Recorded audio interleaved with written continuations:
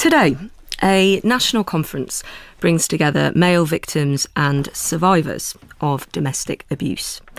Last year, 17 men died at the hands of their female partner or ex-partner. We know the problem is nowhere near the same scale as women facing abuse in the home, but it is still a problem, and a taboo one at that.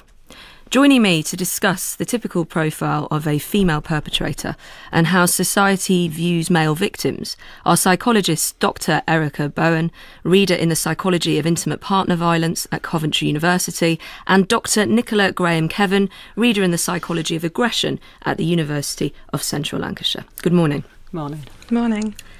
Nicola, how much is there a problem with men not reporting domestic violence? Yes, there's certainly a problem with it. I think the campaigns that we've had for women have really helped women to define abuse against them as violent, but we haven't had the same campaigns for men. And so men typically wouldn't associate being hit or punched or any other means of aggression by their partner. Many wouldn't associate that as domestic violence and certainly wouldn't associate it as a criminal act. Erica? I completely agree. I mean, we know that there is an awful lot of shame involved in being a victim of domestic violence for women anyway. When we see that, if you look at something like the British Crime Survey, we know that women are unlikely to see what they go through as domestic violence, men even more so. So there's certainly an awful lot that needs to be done in terms of raising awareness that men and women equally can go through domestic violence. We can argue about the rates of who does what when, but that it can actually happen to men, and that men should be taking it seriously, and consequently that all of our responding organisations should also be equally taking it seriously. Nicola, for a lot of people, they can't imagine a woman doing this. For whatever reason, the media, the influence of strength, physicality. What is the profile of a typical woman abuser? Women abusers are as diverse as male abusers, but broadly the sort of typologies tend to be similar to male abusers. You've got one that's a family-only abuser.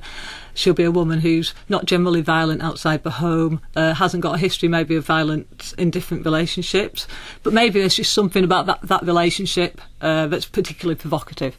But more commonly, the ones that will result in injuries and police interventions and the need for help are the ones where the women have a history of childhood neglect and abuse, so when they were growing up in a very difficult home life, which is similar to male perpetrators, I will add. These women often find that they have real problems regulating their own emotional experiences, and they find it very hard to tolerate distress. And through learning history of seeing violence perpetrated in their home as children, and also through this real overwhelming emotional experience they have, they can use aggression towards their partners, for a multitude of reasons. Erica, you've been looking specifically at children's attitudes to violence within the context of their own relationships. What were the differences in the way that children viewed violence against a boy by a girl as opposed to the other way around? It was quite stark, actually. I mean, we interviewed adolescents in the UK, Sweden, Germany and Belgium, and they all took part in focus groups discussing what they understood to be violence in relationships. And it was very, very clear that their attitude towards violence was that actually violence by girls isn't really violence, that it can't be taken seriously, that it would never kind of lead to anything particularly serious.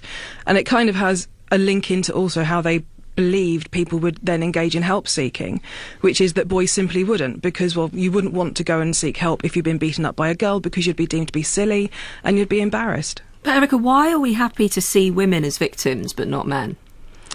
I think it's a difficult question to answer. I think we've had the last 30, 35, 40 years of empowering women, raising awareness about women's issues, and domestic violence being a very core part of that.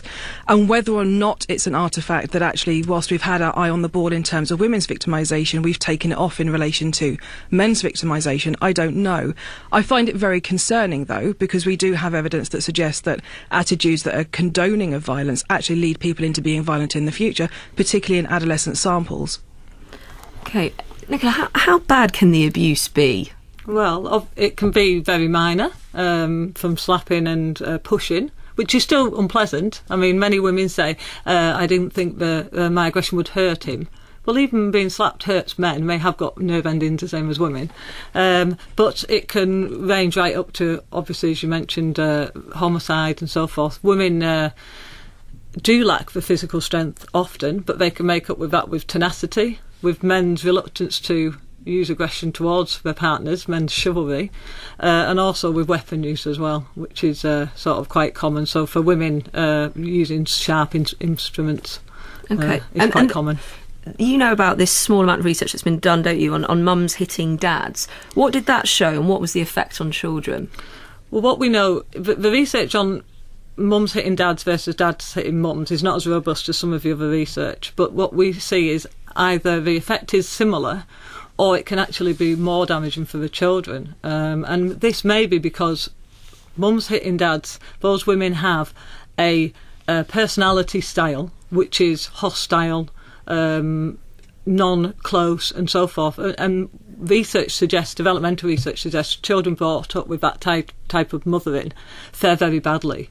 So for those children, they lack that secure bond that is really essential for us to grow up and be happy adults in our time. So, Erica, what do you think about the idea that women don't think of when they're doing violence as violence? They somehow see it as empowering or cool, and they've got that message maybe from media. I think it's a difficult position to certainly to condone. I think certainly there is some evidence that suggests that some young people and some young females do think that it's a sign of women's empowerment, that they're kind of reasserting themselves in their relationships, they're getting what they want, they're being more assertive. I think in the same way that we've had arguments about, societies condoning male violence, we have to look at the way that we view violence, the way that we portray it on the media, and all of those messages that are filtering down to actually see if there is a link. I don't think at the moment there is a clear enough link to be able to say, yes, it's definitely the media's fault. But certainly in our research, when we were asking young people about how they learnt about violence, they were actually said they're more aware of news stories. So for them, their message that women are victims and men are perpetrators came from the way that it's portrayed in the news, because you don't really see that many male victims being reported on in news stories. OK. Dr. Erica Bowen and Dr. Nicola Graham-Kevin, thank you both very much indeed. Thank you.